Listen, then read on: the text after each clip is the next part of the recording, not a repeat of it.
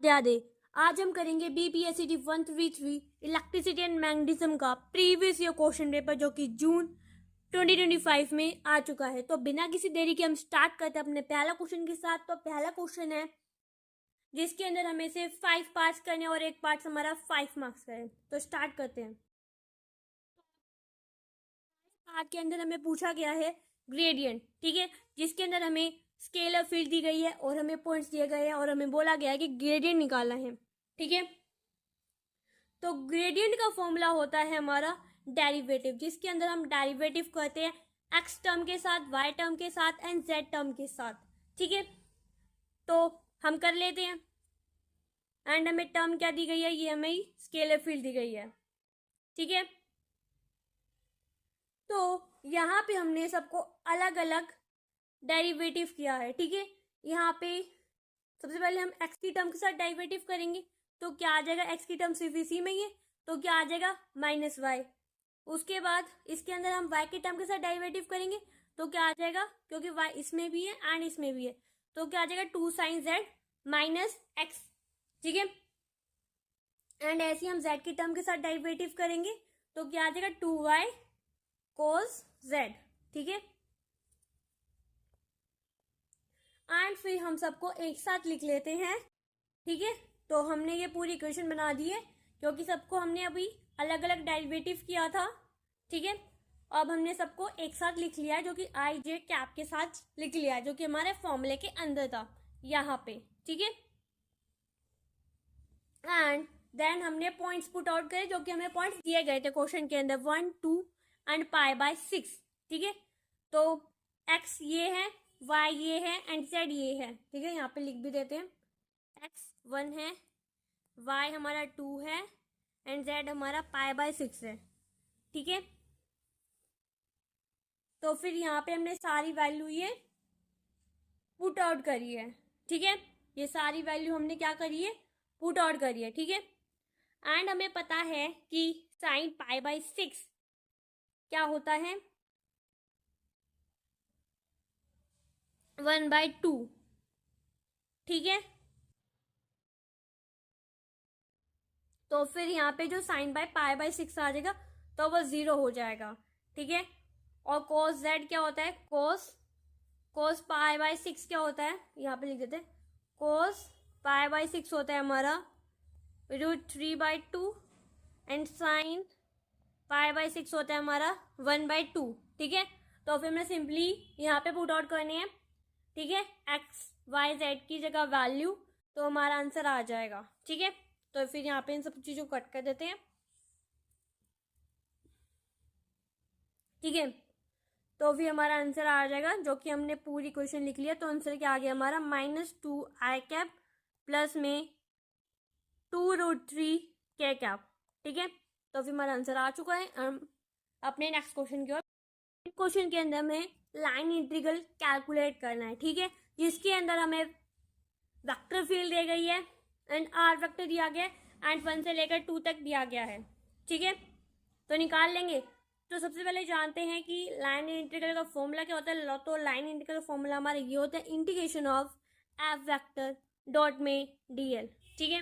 And dl क्या होता है हमारा, dl होता है हमारा dx आई कैप प्लस में dy जे कैप प्लस में dz के कैप, ठीक है। तो फिर ये हमारा dl होता है और हमें क्या क्या दे रखा है, हमें दे रखा है ये हमारा x हो गया, ये हमारा y हो गया, ये हमारा z हो गया।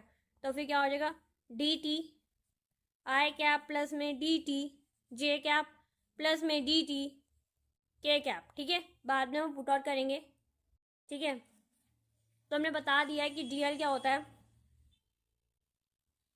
ठीक है।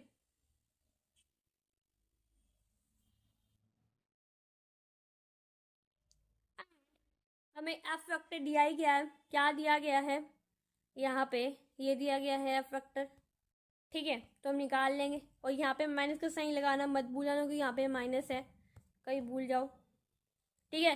तो आर वेक्टर दिया गया है, ठीक है। फॉर्मूले के अंदर क्या दिया गया है, ये दिया गया है आर वेक्टर आर का क्यूब, ठीक है। मतलब कि हमें आर भी चाहिएगा तो आर चाहिएगा जब हमें, तो आर कैसे निकालेंगे? तो अगर हम आर वेक्टर का मैग्नीट्यूड कर दें तो हमारा वो आर हो जाएगा, ठीक है। तो हमारा क्या निकलेगा? आर निकलेगा। तो फिर हम ऐसे ही अपना आर निकाल लेंगे, ठीक है। तो कैसे निकालेंगे देखते हैं, ठीक है। तो मैग्नीट्यूड निकाला तो फिर क्या आ गया? √3 टी का स्क्वायर। तो फिर टी के स्क्वायर से ये कट गया तो फिर क्या आ जाएगा? t√3। तो सिंपली कैलकुलेशन है, ठीक है। एंड इसके ऊपर फोकस मत करना, ठीक है। तो फिर अब हम क्या करेंगे, इसके अंदर पुट आउट करेंगे जो हमारा एफ वेक्टर है, ठीक है। इस पूरे के अंदर पुट आउट करेंगे और ये बोलोगे कि ये कैसे आया? t√3, क्योंकि फॉर्मूले के अंदर क्या था? r का क्यूब, ठीक है। तो फिर हमने क्या किया? क्यूब किया, ठीक है। और यहाँ पे एक और क्वेरी आ सकती है कि यहाँ पे 3√3 कैसे आ गया? तो 3√3 कुछ ऐसे आया है, √3 इंटू में √3 क्योंकि यहाँ पे क्यूब है पूरे का, ठीक है। तो जब इंटू करेंगे तो फिर क्या आ जाएगा? 3√3, ठीक है। तो फिर यहाँ पे ऐसे आया, ठीक है। एंड फिर हमने सिंपली कैलकुलेशन करी है और यहाँ पे हमने डीएल वेक्टर बता ही दिया कि डीएल वेक्टर क्या होता है, ठीक है। तो फिर यहाँ पे सिंपली हमें डॉट प्रोडक्ट करना है, ठीक है, जिससे हमारा फॉर्मूला और इजी हो जाए। अगर हम साथ पे करेंगे डॉट प्रोडक्ट और इंटीग्रेशन भी तो हमें डिफिकल्टी आ सकती है। तो फिर हमारा ये आ चुका है जब हमने पूरा कैलकुलेशन करी है, ठीक है। फिर बाद में हम इंटीग्रेशन करेंगे, ठीक है। तो इंटीग्रेशन करेंगे तो क्या आ जाएगा? ठीक है। तो सिंपली इंटीग्रेशन करेंगे तो फिर 2 से 1 तक है, सॉरी 1 से 2 तक है, ठीक है। तो ये हमारी अपर है, ये हमारी लो है, ठीक है। तो जब हमने पुट आउट किया, क्योंकि यहाँ भी हमने यहाँ पे ऐसे दे रखा है ना, एज कंपेयर टू हमें यहाँ पे दे रखा है पॉइंट्स, ठीक है। तो फिर हमने यही पॉइंट्स वहाँ पे पुट आउट किए हैं जो कि हमें इंटीग्रेशन के अंदर पुट आउट करने होते हैं, ठीक है। यहाँ पे इन सबको इरेज कर देते हैं, ठीक है। तो फिर यहाँ पे पुट आउट किया हमने। तो फिर हमने पुट आउट किया ये सारी इक्वेशन, तो फिर हमने डायरेक्टली इंटीग्रेशन करी, ठीक है। तो फिर हमने 1/√3 को बाहर निकाल दिया, ठीक है। तो फिर इसमें क्या हो जाता है? t-2 मतलब कि t का स्क्वायर। तो फिर जब बाय में t का स्क्वायर है तो फिर जो ऊपर आएगा वो माइनस में आ जाएगा, ठीक है। और फिर यहाँ पे क्या होता है? +1 प्लस माइनस माइनस एंड फिर माइनस का साइन चढ़ जाएगा तो फिर 1/t आ जाएगा इंटीग्रेशन के बाद। बट जो यहाँ पे t-1 आएगा, जो ऊपर की पावर होती है वही नीचे आती है, तो t-1 नीचे भी आएगा। तो फिर जो माइनस का साइन होगा वो कट जाएगा, ठीक है। यहाँ पे बहुत सारे भूल जाते हैं और यहाँ पे ही मिस्टेक हो जाती है, ठीक है। तो फिर यहाँ पे साइन कट जाएगा और हमारा ये आ जाएगा, ठीक है। और फिर यहाँ पे जब हम वैल्यू पुट आउट करेंगे तो फिर हमारा ये आ जाएगा, ठीक है। तो फिर जब हम इसे इंटू करेंगे और इसे इंटू करेंगे मतलब कि 1 2 इसका 2, ठीक है। तो फिर क्या आ जाएगा? -1/2, ठीक है। तो फिर ऐसे ही माइनस का साइन आया एंड √3 तो हमारा इंटू में है ही। तो फिर हमारा पूरा हो चुका है एंड हमारा आंसर आ चुका है, ठीक है। तो यहाँ पे हमारा आंसर आ चुका है, लाइन इनकल आ चुका है। अब हम अपने नेक्स्ट क्वेश्चन की ओर बढ़ जाते हैं। तो नेक्स्ट क्वेश्चन है जिसके अंदर हमें 2.40 दिए गए हैं, प्लस में 3q प्लस में q at the rest place at the distance a पे है, ठीक है। डिटरमाइन करना है कि पोजीशन ऑफ चार्ज है प्लस में q और straight line joining this 2 charges और वो इक्विलिब्रियम के अंदर है, ठीक है। इसका मतलब क्या होगा? जो हमारा F1 है वो हमारा क्या हो गया? 3q इंटू में q और x का स्क्वायर। जो हमारा F2 हो गया वो हमारा ये हो गया, ठीक है। इक्विलिब्रियम पोजीशन में मतलब कि दोनों इक्वल होंगे तो भी हमने दोनों को इक्वल कर दिया, ठीक है। तो इक्वल करने के बाद कट हुआ तो फिर कट होने के बाद ये कर लिया, ठीक है। तो फिर हमने ऐसे करके पूरी कट करके इक्वेशन निकाल ली, ठीक है। तो फिर जब हमने निकाला, ठीक है, तो हमने यहाँ का स्क्वायर यहाँ पे भेज दिया, ठीक है। तो फिर यहाँ पे क्या आ गया, √3 आ गया, ठीक है, क्योंकि हमने क्या किया, टेकिंग स्क्वायर रूट, ठीक है। हमने बोथ साइड स्क्वायर रूट ले ली, किसको काटने के लिए, स्क्वायर को काटने के लिए, ठीक है। तो फिर हमने एक इक्वेशन बनाई, ठीक है। तो हमारा क्या आ गया, x आ गया। फिर बाद में हमने क्या किया, हमने रैशनलाइज किया, ठीक है। तो रैशनलाइज जब हमने किया तो हमारा आंसर क्या आया, ये आ गया। तो हमारा x आ चुका है a 3 माइनस में √3/2, और यही हमारा आंसर है। तो कितना आसान था पोजीशन निकालना, ठीक है। अब हम अपने नेक्स्ट क्वेश्चन की ओर बढ़ जाते हैं।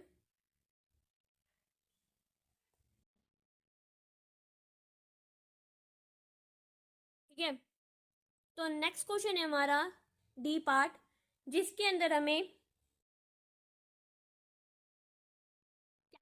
करना है वॉल्यूम चार्ज डेंसिटी, ठीक है। तो निकाल लेंगे, सबसे पहले यूज करेंगे हम गॉस लॉ का, ठीक है, और वॉल्यूम चार्ज डेंसिटी, ठीक है। और हमें पता है कि ये फॉर्मूला हमारा ये होता है, ठीक है। और जब हमारा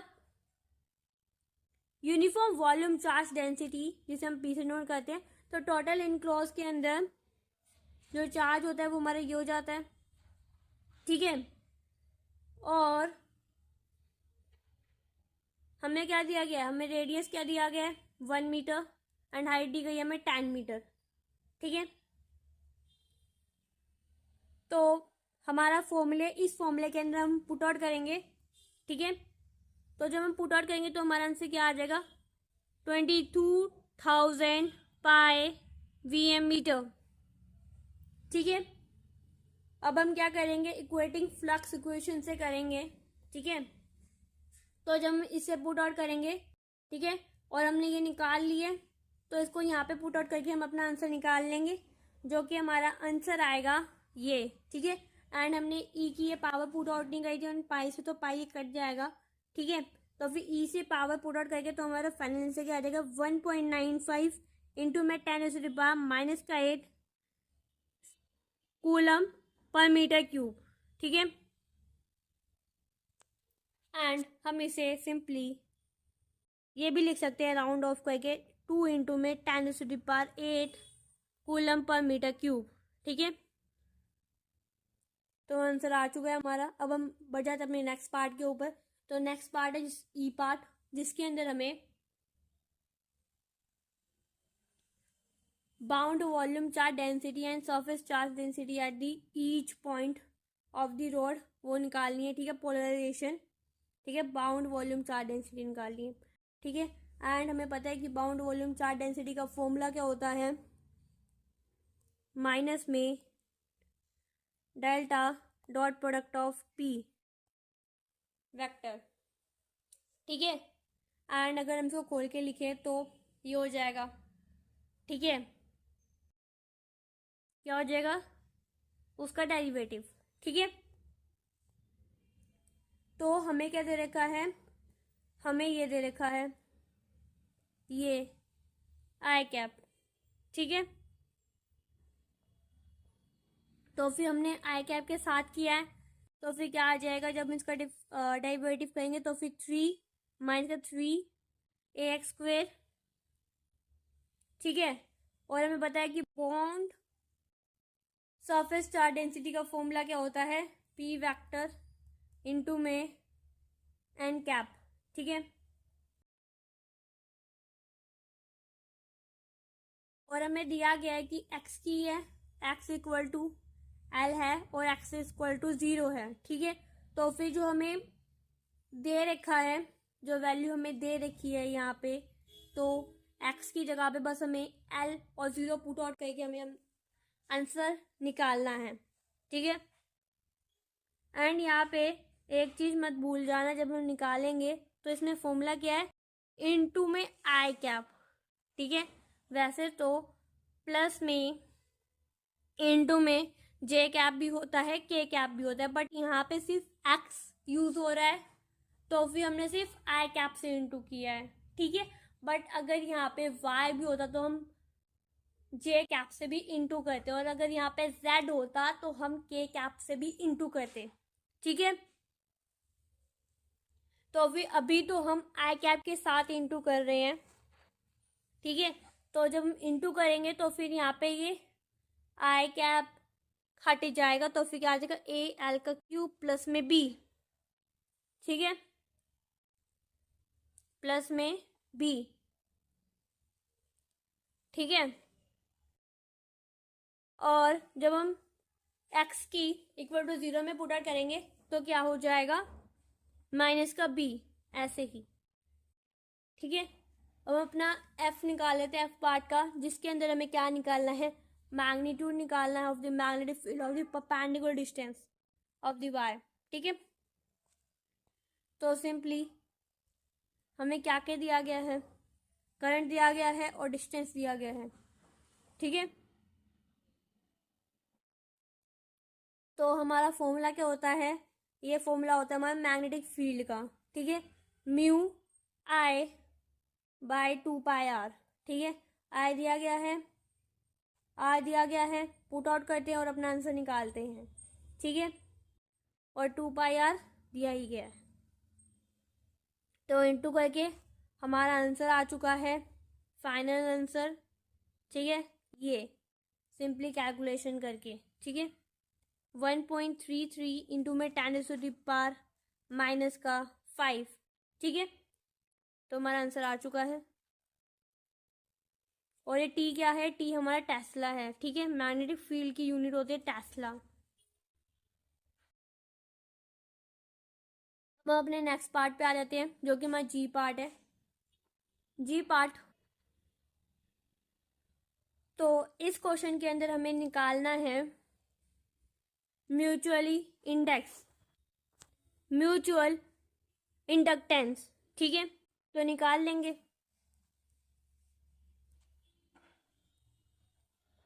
तो हमें ये सब गिवन है, ठीक है। तो सबसे पहले हम क्या करते हैं, टाइम इंटरवल निकाल लेते हैं, ठीक है। तो टाइम इंटरवल का हमारा ये फॉर्मूला होता है, और फिर कैलकुलेट करके पुट आउट करके तो हमारा आंसर क्या आ जाएगा, ये आ जाएगा। तो हमारे क्या निकला, ये टाइम इंटरवल निकला। और हमें पता है कि म्यूचुअल इंडक्टेंस का फॉर्मूला क्या होता है, ये होता है। तो फिर इसको पुट आउट करके सिंपली हमारा क्या आ गया, 1H, ठीक है। तो हमारा आंसर आ चुका है। अब हम करते हैं अपना H पार्ट, जिसके अंदर हमें निकालना है फील्ड, डिटरमाइन करना है फ्रीक्वेंसी और वेवलेंथ, ठीक है। और हमें पता है इस इक्वेशन में, जो ये इक्वेशन है, ठीक है, इसकी फॉर्म ये होती है, मतलब कि हमें क्या के दिया गया है, के दिया गया है, ठीक है। यहाँ पे देखते हैं, के दिया गया, के मतलब वेव नंबर, एंगुलर फ्रीक्वेंसी दे रखी है ओमेगा, ठीक है। और हमें पता है कि जो एंगुलर फ्रीक्वेंसी, ठीक है, एंगुलर फ्रीक्वेंसी का फॉर्मूला क्या होता है, 2π/v, ठीक है। तो उससे हम म्यू का फॉर्मूला निकालेंगे, मतलब कि फ्रीक्वेंसी का, ठीक है। तो फिर म्यू अपॉन में 2π, ठीक है। एंड फिर उसको पुट आउट करके हम अपना आंसर निकाल लेंगे, ठीक है। तो हमारा आंसर क्या आ जाएगा, 1 इंटू में 10⁻⁻⁷ हर्ट्स, जिसे हम ये भी लिख सकते हैं 10⁻⁻⁷ हर्ट्स, ठीक है। तो हमारी की क्या आ चुकी है, ये हमारी आ चुकी है फ्रीक्वेंसी, ठीक है।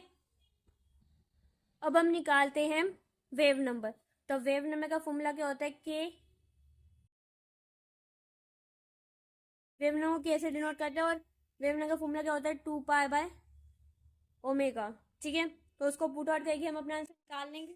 तो सिंपली कैलकुलेशन करके क्या आंसर आ जाएगा, 3 मीटर, ठीक है। अब हम बढ़ जाते हैं सेकंड क्वेश्चन की तरफ।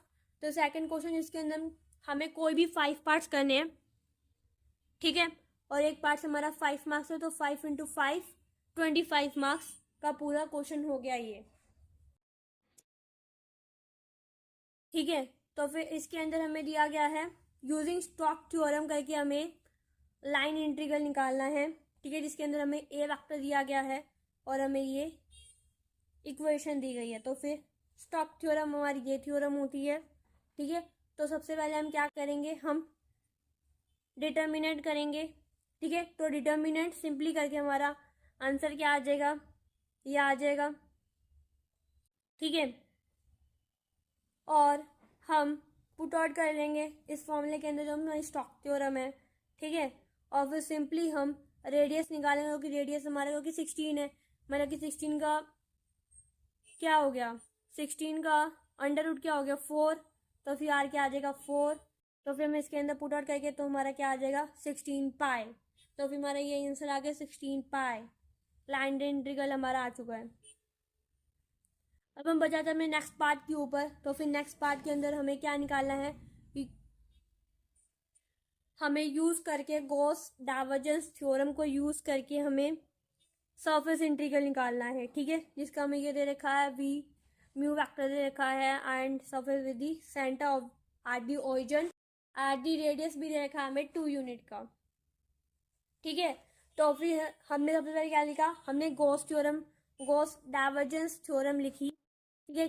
गॉस डाइवर्जेंस थ्योरम क्या है, state that the surface integral of a vector field over a close surface S is equal to the volume integral of the divergence of v vector over the volume v enclosed by the s, ठीक है।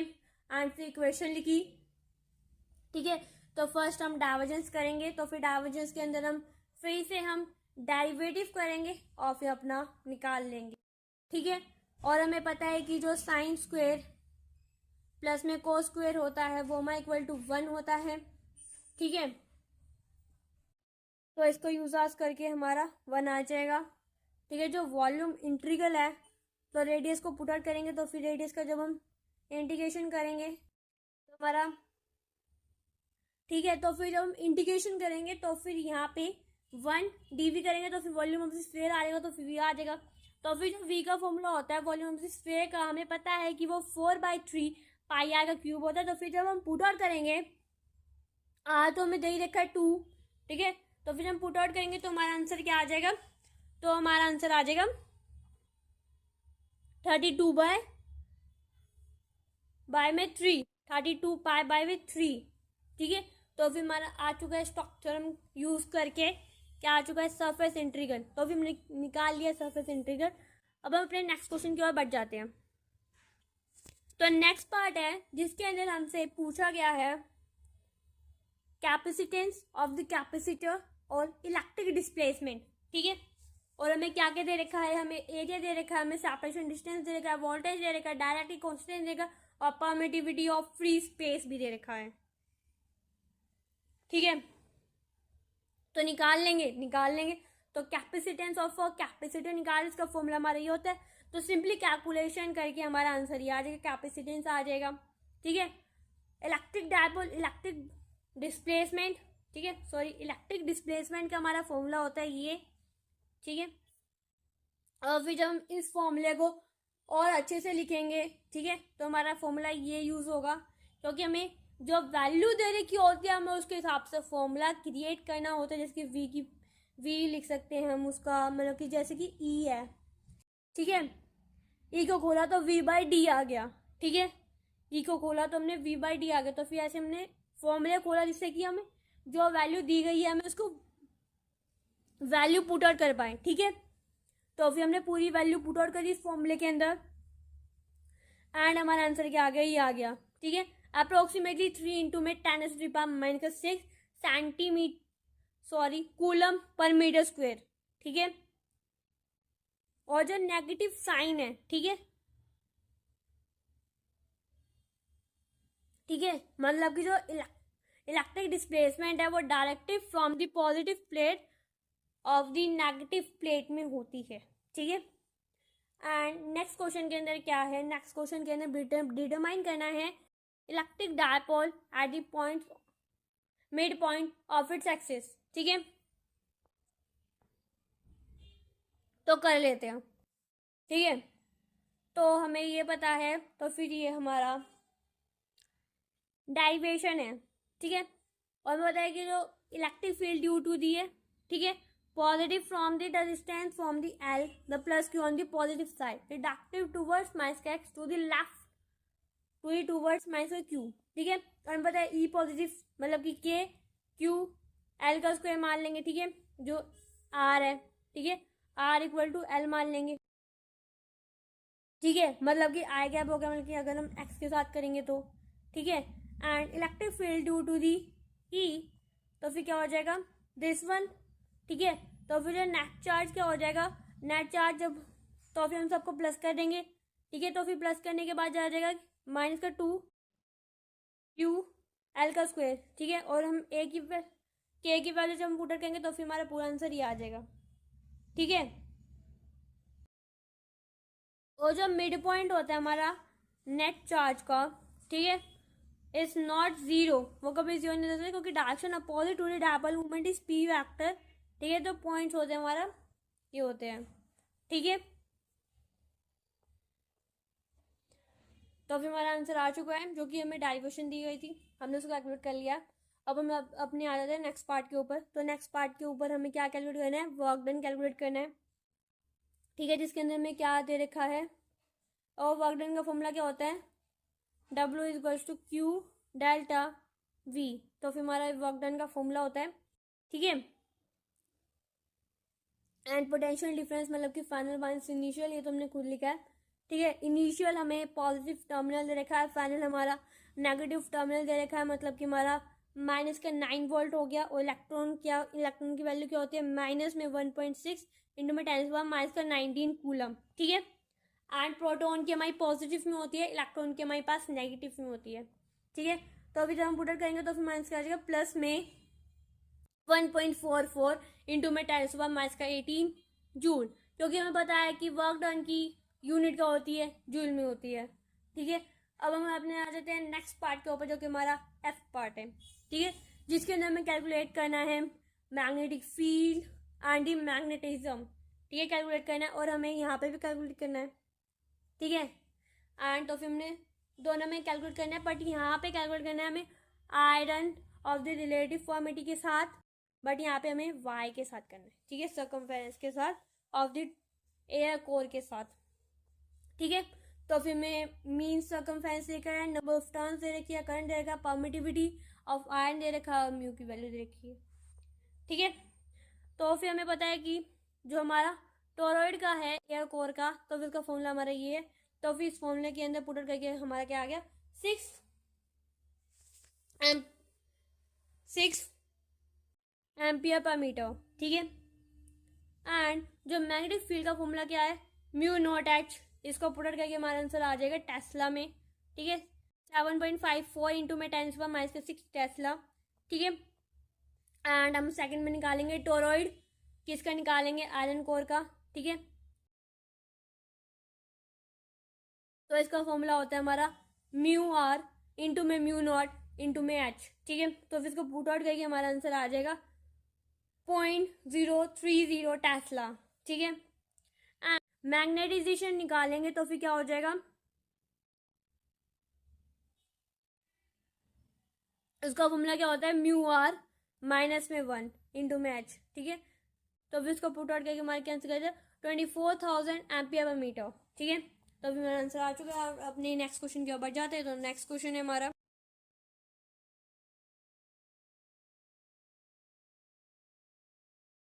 जी part, जिसके अंदर हमें निकालना है energy store, निकालने कितनी energy store है in the magnetic field of the solenoid. ठीक है, तो निकाल लेते हैं। तो गिवन क्या है, गिवन हमें मैग्नेटिक फील्ड है, डायमीटर है, लेंथ है, और म्यू नॉट की वैल्यू है। ठीक है, तो फिर सबसे पहले हम क्या निकालेंगे, वॉल्यूम ऑफ द सोलिनॉइड निकालेंगे। तो वॉल्यूम का फॉर्मूला क्या होता है, पाई आर स्क्वेयर इंटू में एल। ठीक है, तो फिर इसको कैलकुलेट करके हमारे आंसर आ जाएगा 1.005 मीटर क्यूब, ठीक है। अब हम क्या निकालेंगे, एनर्जी स्टोर निकालेंगे। तो एनर्जी स्टोर का फॉर्मूला क्या होता है, ये होता है, ठीक है, B²/2μ इंटू में V, ठीक है। तो फिर इसको पुट करके हम अपना आंसर निकाल लेंगे, जो कि हमारा एस्टिमेटेड आंसर आएगा 3.6 इंटू में 10⁴ जूल, ठीक है, जिसे हम 30 किलो जूल भी बोल सकते हैं, ठीक है। अब हम जाते हैं अपने नेक्स्ट पार्ट के ऊपर, जो कि हमारा H पार्ट है, ठीक है, जिसके अंदर हमें कैलकुलेट करना है रिफ्रैक्टिव इंडेक्स और क्या कैलकुलेट करना है, dielectric constant of the medium, ठीक है।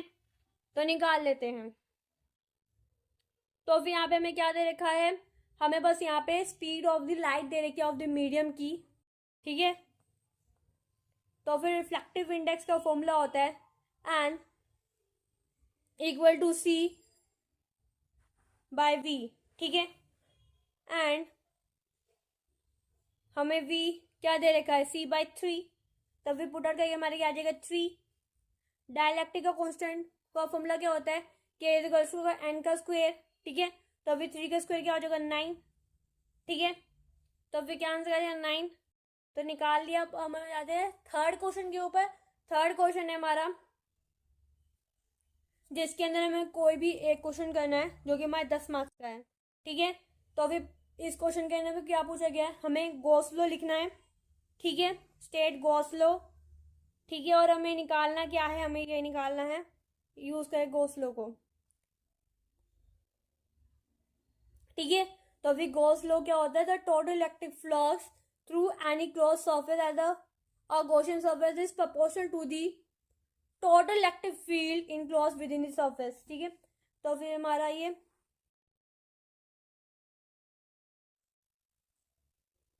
इक्वेशन होती है गॉस लॉ की, ठीक है। तो फिर इलेक्ट्रिक फील्ड कैलकुलेट करते हैं, ठीक है, जिसके अंदर हमें Q इनक्लोज इक्वल टू 0 हो जाएगा, क्यों, जब हमारी इनर शेल के अंदर है, ठीक है। तो फिर अप्लाई करते हैं गॉस लॉ को, जब गॉस लॉ का हमारा फॉर्मूला होता है तो फिर क्या हो जाएगा, E इक्वल टू में 0 में हो जाएगा, ठीक है।